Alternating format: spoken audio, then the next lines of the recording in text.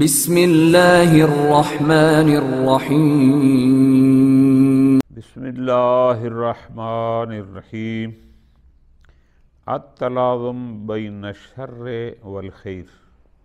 موضوع ہمارا یہ چلا تھا کہ کچھ ملحدین نے توحید پرستوں پر اشکال کیا کہ تم لوگ جو اللہ کے قائل ہو، تم لوگ یہ کہتے ہو کہ وہ قادر مطلق ہے، تم لوگ یہ کہتے ہو کہ وہ اپنے بندوں پر ارحم الراحمین ہے، تو پھر اس نے شر کو خلق ہی کیوں فرمایا؟ شر ہوتا ہی نہ، تاکہ کوئی بندہ برا ہوتا ہی نہ، سارے نیک ہی نیک ہوتے۔ خوب،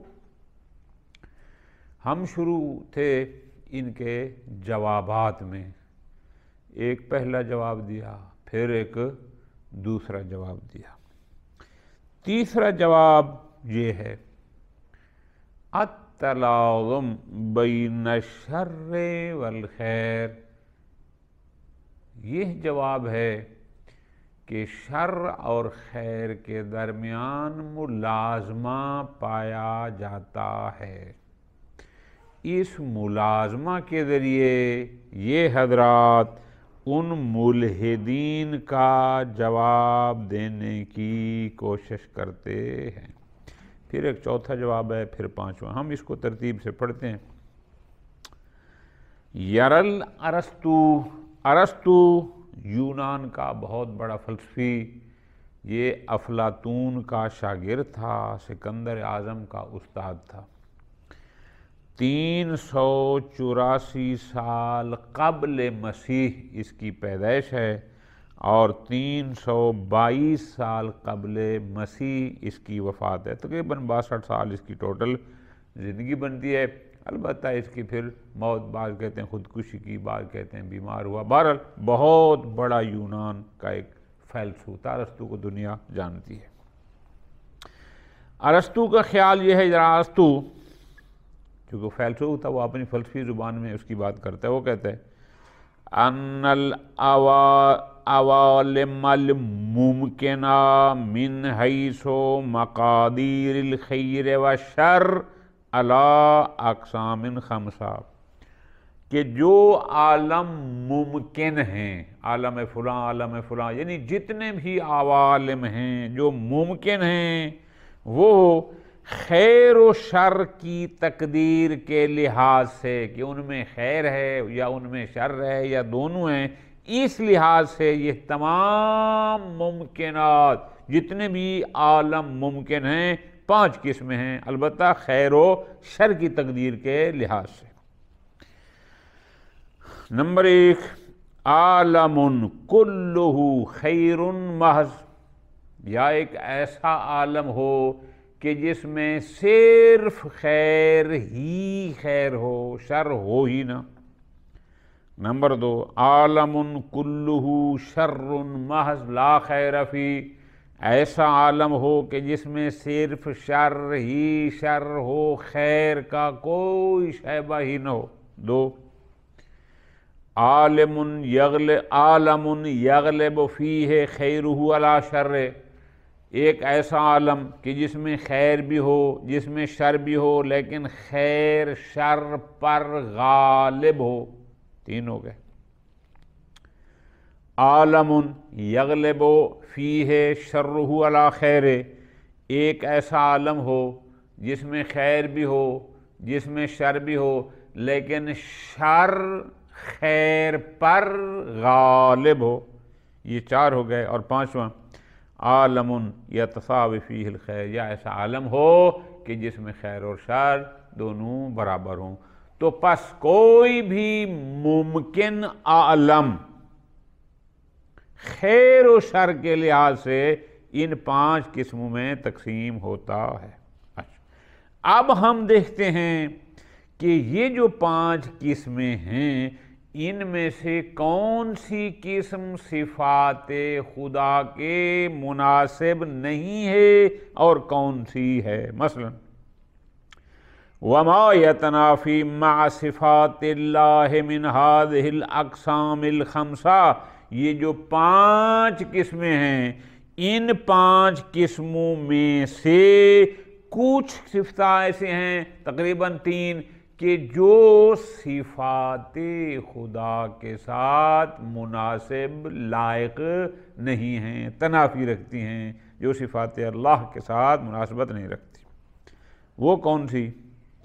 ہوا خلق شر المحض، کہ ایک ایسا عالم خلق کرے اللہ کہ جس میں صرف شر ہی شر ہو، یہ اس کی صفات کے ساتھ مناسبت نہیں رکھتا، منافی ہے۔ نمبر 2، خلق عالم، ایسا عالم خلق کرے کہ شرہ اکثر من خیرہ، کہ اس میں شر خیر سے زیادہ ہو، شر غالب ہو، یہ بھی اس کی صفات کے ساتھ مناسبت نہیں رکھتا، منافی ہے۔ عالم یتساوی فیہ الخیر والشر، ایک ایسا عالم خلق فرمائے کہ جس میں خیر و شر دونوں برابر ہوں، یہ بھی اس کی صفات کے ساتھ مناسب نہیں۔ اچھا، لم یخلق اللہ مثل هذه العوالم، اللہ نے ایسے عالم خالق ہی نہیں فرمائے کہ جس میں شر ہی شر ہو یا جس میں شر خیر پر غالب ہو یا دونوں برابر ہوں، نہ۔ ہاں، کیا خلق فرمایا؟ وَلَكِنْ تَرَكَ خَلْقَ الْعَالَمِ، اللہ نے ایک ایسا عالم تو خلق فرمایا الَّذِي يَغْلِبُ عَلَيْهِ الْخَيْرِ، کہ جس پر خیر غالب ہے، شر بھی ہے لیکن اس پر خیر غالب ہے۔ کیوں؟ فرارا من الشر القلیل، اس قلیل شر سے بچتے ہوئے یا مخلوق کو بچاتے ہوئے، الملازم لا، جو اس خیر کا لازم ہے، ہوا بحد ذاتہ، یعنی اس خیر کے ساتھ بذات تھوڑا بہت شر ہوتا ہے، لیکن اس شر سے بچانے کے لیے اللہ نے ایسا عالم خلق فرمایا کہ جس میں خیر غالب ہے۔ اللہ حد تعبیر عدد من الفلاسفہ، بہرحال چند فلاسفہ نے اس کو یوں بیان کیا۔ اچھا، وَعَلَى ضَوْءِ هَذَا التَّقْسِيمِ، اب یہ جو تقسیم بندی ارسطو نے کی عالم کے حوالے سے، یرا اکثر المؤمنین بالادیان، اکثر وہ لوگ جو ادیان الہی پر یا مختلف ادیان پر ایمان رکھتے ہیں، جو دین کے قائل ہیں، جو ملحد محض نہیں ہیں، وہ کہتے ہیں کہ ان العالم المادی ہوا عالم یغلب علیہ الخیر، کہ یہ عالم مادی ایسا عالم ہے جس پر خیر غالب ہے۔ والعالم الذی ہوا خیر محض، اور جس عالم میں فقط خیر ہی خیر ہوتی ہے اس کو کہتے ہیں عالم المجردات، یہ ان کے اپنے اصطلاح ہیں۔ وَكِلَاهُمَا، چاہے ایسا عالم ہو جس میں خیر غالب ہو یا ایسا عالم ہو جس میں خیر محض ہو، یہ دونوں مخلوقان، اللہ کی مخلوق ہیں۔ پس فالعالم المادی، پاس یہ عالم مادی جو موجود ہے، خیرہ اکثر من الشر، اس کا خیر اس کے شر سے زیادہ ہے۔ کون سا شر؟ اللازم لا، جو اس خیر کا لازم ہے، جو اس کے ساتھ تھوڑا تھوڑا شر ہے۔ لہذا یہ عالم مادی موجود کہ جس کا خیر اس شر سے زیادہ ہے، اکثر ہے، جو شر اس کو لازم ہوتا ہے، یہ بہتر ہے من ان یترک خلق، اس سے بجائے اس کے کہ اصلاً خلق ہی نہ ہوتا، نہ، اس سے بہتر ہے کہ یہ ہو لیکن اس کے ساتھ ساتھ وہ بھی ہے لیکن خیر اس پر غالب ہے۔ خوب، یہ ہو گئے 3 جواب۔ چوتھا جواب ملحدین نے کہا تھا آپ لوگ کہتے ہیں اللہ قادر مطلق ہے، آپ لوگ کہتے ہیں وہ ارحم الراحمین ہے، پھر یہ شر کیوں خلق فرمایا؟ چوتھا جواب یہ کہتے ہیں کہ بھائی یہ جتنے شرور آپ کو نظر آ رہے ہیں یہ سارے ہمارے اپنے کرتوتوں کا نتیجہ ہیں۔ الشرور نتائج اعمالنا، یہ جو شر آپ کو نظر آ رہے ہیں یہ ہمارے اپنے افعال کا نتیجہ ہیں، کسی اور نے ان کو خلق نہیں کیا۔ ہمارے عمل اور اس کے درمیان ایک تعلق پایا جاتا ہے، ایک آپس میں مربوط ہیں۔ جب ہم غلط کرتے ہیں تو اس سے شر وجود میں آ جاتا ہے، یہ ہمارے اپنے اعمال کا نتیجہ ہے، اللہ نے خلق نہیں کیے۔ یہ ایک ہے۔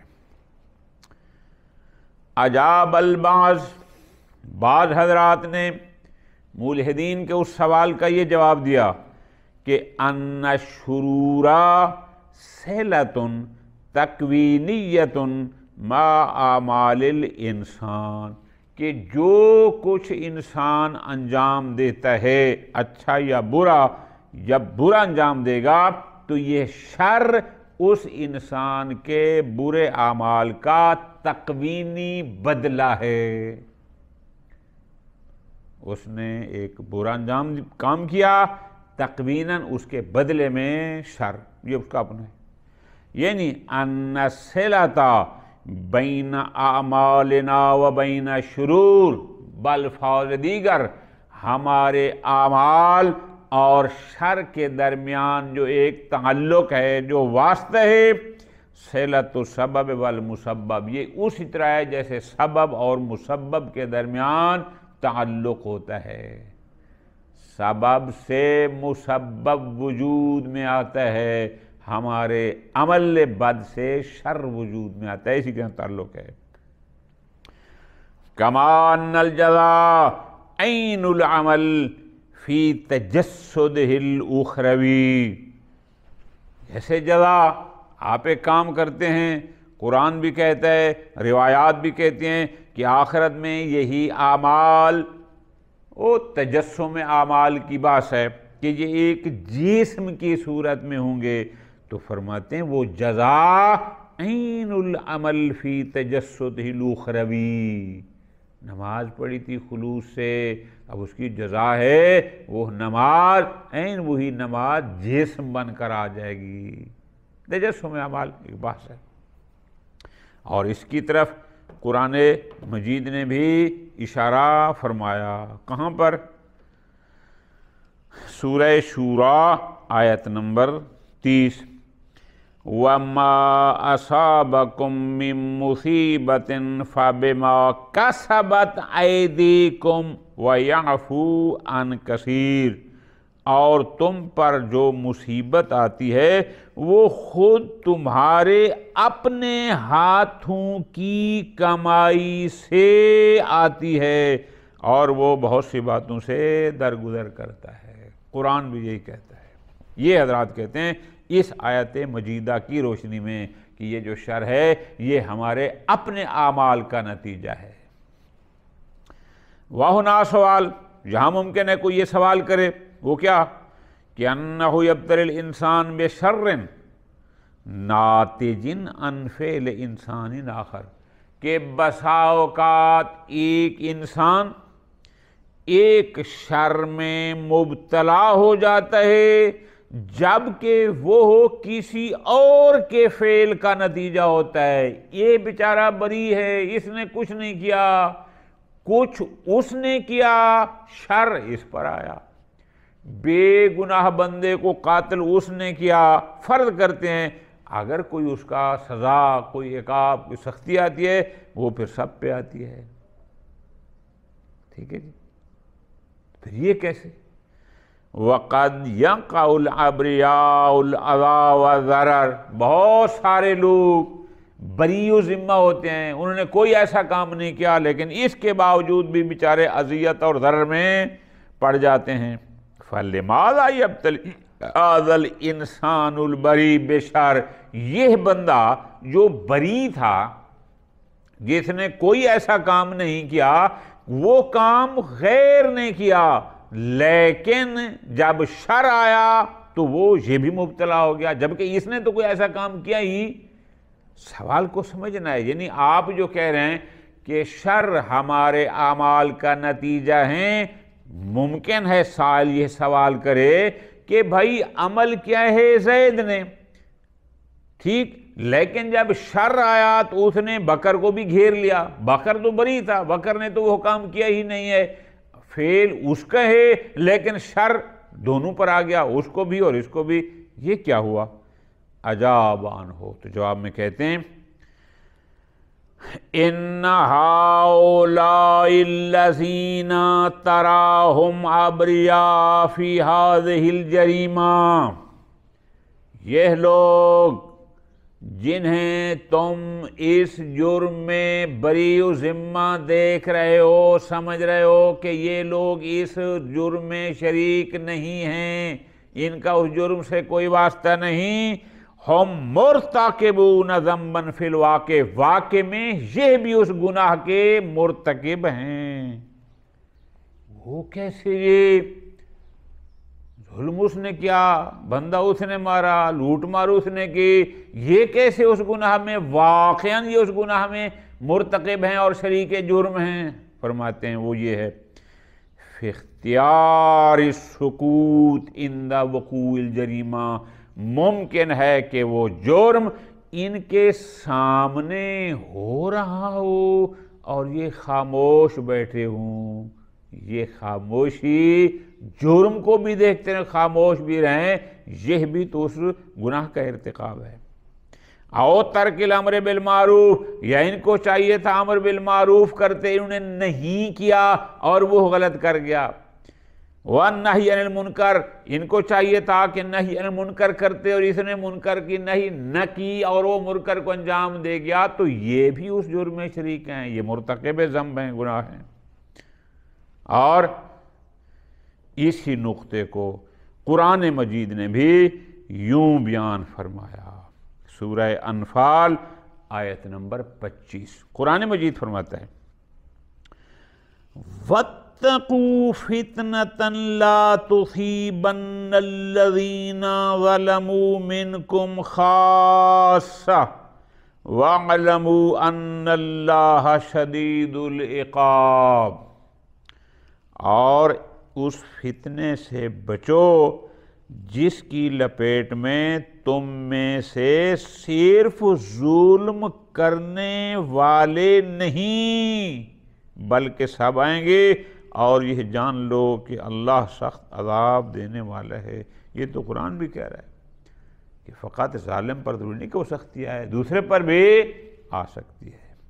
قد ارتضى هذا الجواب لدى بعض العلماء، بعض علماء اس جواب سے مطمئن ہوئے، وہ کہتے ہیں کہ یہ جواب صحیح جواب ہے کہ یہ شر اللہ نے خلق نہیں کیا بلکہ ہمارے اپنے اعمال کا نتیجہ ہے۔ خوب، پانچواں جواب مفسر القرآن اعلی اللہ مقامہ فرماتے ہیں اصح الجواب عندی النقول، میرے خیال میں اس کا جو سب سے بہتر، عندی میرے حساب میں جو سب سے بہتر اور صحیح جواب ہے وہ یہ ہے کہ الشر یلازم حکمت الخالق، کہ شر حکمت تخلیق کا لازم ہے، کہ جس حکمت کے تحت اللہ نے یہ کائنات خالق فرمائی ہے اس کا لازمہ یہ ہے کہ شر بھی ہو۔ اچھا کیسے؟ پوری توجہ فرماتے ہیں، غور کرو۔ اذا تصورنا العالم بعیدا عن التفاوت، اگر ہم ایک ایسے عالم کا تصور کریں کہ جو تفاوت سے بعید، جس میں سب برابر ہوں، کوئی فرق نہ ہو، غریب امیر، یتیم، مسکین، مالدار، غیر مالدار، عالم، جاہل، اصلاً کوئی فرق نہ ہو، سب برابر ہوں۔ والحرمان، جو بعید عن الحرمان، کوئی محروم نہ ہو، سارے مالدار۔ ونفی الشرور، اور ہم تصور کریں ایک ایسے عالم کا جس میں سرے سے شر ہو ہی نہ۔ اگر اس کا تصور کریں، فرماتے ہیں لن عدمت حکمت الخالق، تو اس تخلیق کی حکمت منعدم ہو جائے گی۔ او مقصد تخلیق ہی یا حکمت تخلیق ہی منعدم ہو جائے گی، ختم ہو جائے گی۔ کیوں؟ وَأَصْبَحَ الْعَالَمُ يَفُودُهُ السَّكُوتُ وَالْجَمُودُ، اور اس عالم پر جس میں سارے برابر، سارے مالدار، کوئی شر نہیں، تو یہ عالم پر سکوت، خاموشی اور جمود چھا جائے گا، یسودہ چھا جائے گا۔ اللہ اکبر۔ فرماتے ہیں یہ جواب کو ذرا سمجھنا، لیکن صرف نہیں، بار بار اس کو پڑھنا۔ فرماتے ہیں کیوں؟ اذا تصورنا عالما، فرماتے ہیں اگر ہم تصور کریں ایک ایسا عالم ہو کہ توجد فیہ صحۃ دون سقم، کہ جس میں صحت ہی صحت ہو، بیماری نہ ہو، جس میں قدرت ہی قدرت ہو، عاجز نہ ہو، جس میں مال ہی مال ہو، فقر نہ ہو، جس میں علم ہی علم ہو، جاہل نہ ہو، جس میں کمال ہی کمال ہو، نقص نہ ہو۔ اگر ایک ایسے عالم کا تصور کریں، لا یمکن ان تحقق صحہ، ممکن ہی نہیں ہے کہ پھر مفہوم صحت، قدرت، ثروت، جمال متحقق ہو سکے۔ او بھائی، بیمار کب سمجھ میں آتا ہے؟ صحت کب سمجھ آتی ہے؟ بیمار نہ ہونا۔ قدرت کب سمجھ آتی ہے؟ عاجز نہ ہونا۔ نقص، کمال کب سمجھ آتا ہے؟ نقص کا نہ ہونا۔ لیکن جب نقص سرے سے ہو ہی نہیں، فقر ہو ہی نہیں، پھر کہاں سے آپ کو ثروت کی سمجھ آئے گی؟ بیماری ہے ہی نہیں، صحت کہاں سمجھ آئے گی؟ متحقق ہی نہیں ہوتا۔ فرماتے ہیں کیوں؟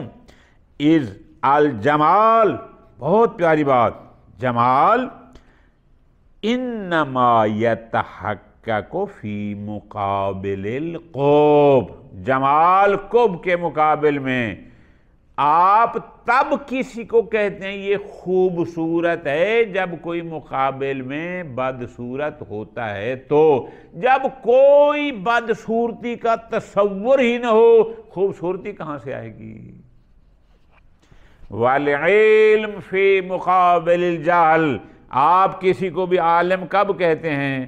عالم تب کہتے ہیں کہ جب مقابل میں جاہل ہوتا ہے، لیکن اگر جاہل ہو ہی نہیں، علم کہاں سے سمجھ آئے گا؟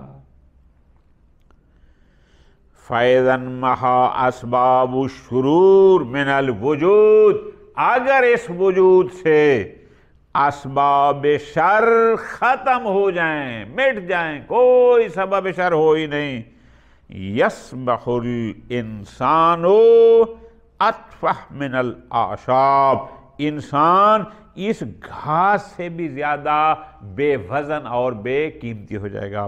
اتفح کہتے ہیں بے قیمت ہونا، بے وزن ہونا، آشاب یعنی یہ گھاس پھوس، ان سے بھی انسان گیا گزرا ہو جائے گا۔ وَنَشْرَحْ كَيْفَ أَنَّ الْخَيْرَ يَتَرَبَّى فِي حُجْرِ الشُّرُورِ، ہم آپ کو سمجھاتے ہیں، وضاحت کرتے ہیں کیسے کہ یہ خیر شر کی گود میں کیسے تربیت پاتا ہے اور پلتا بڑھتا ہے۔ سبحان اللہ، اللہ اس پر اپنی ہزارہا رحمت نازل فرمائے۔ فرماتے ہیں یہ مفسر قرآن اللہ مقامہ، کہ ہم آپ کو سمجھاتے ہیں کہ خیر شر کی گود میں پلتا بڑھتا ہے، تربیت پاتا ہے، نمو پاتا ہے۔ شر خیر کی گود میں، ہاں میں نہیں کہہ رہا، قرآن کہہ رہا ہے۔ قرآن کیا کہتا ہے؟ سبحان اللہ، سورہ شرح، سورہ علم نشرح، آیت نمبر 5 اور 6 ہر ایک کو یاد ہے۔ فَإِنَّ مَعَ الْعُسْرِ يُسْرًا، البتہ مشکل کے ساتھ آسانی ہے. اِنَّ مَعَ الْعُسْرِ يُسْرًا، یقیناً مشکل کے ساتھ آسانی ہے. اب ان آیات پہ تھوڑا غور تو کرو. ان القرآن لا یقول بعد العسر یسرا، قرآن یہ نہیں کہتا، لفظوں پہ غور کرنا ہے آقا جان. قرآن یہ فرما رہا ہے، یہ نہیں فرماتا عسر تنگ دستی کے، مشکل کے بعد آسانی ہے. نا، قرآن کہہ رہا ہے مع العسر یسرا، مشکل کے ساتھ آسانی ہے. بعد آسانی ہونا اور شے ہے، ساتھ آسانی ہونا مانا ہو ان اليسر یصاحب العسر. اس کا مطلب یہ ہے کہ آسانی مشکل کے ساتھ ساتھ چلتی ہے. فَنَعْلَمُ مِنْ ذَلِكَ، اس آیت پر غور کرنے کے بعد اب بات سمجھ میں آ گئی کہ ان المتاعب لازم لحصول التکامل. جو بندہ تکامل حاصل کرنا چاہتا ہے، جو بندہ کمال حاصل کرنا چاہتا ہے، اس کا لازمہ یہ ہے المتاعب، تھکاوٹ، درماندگی.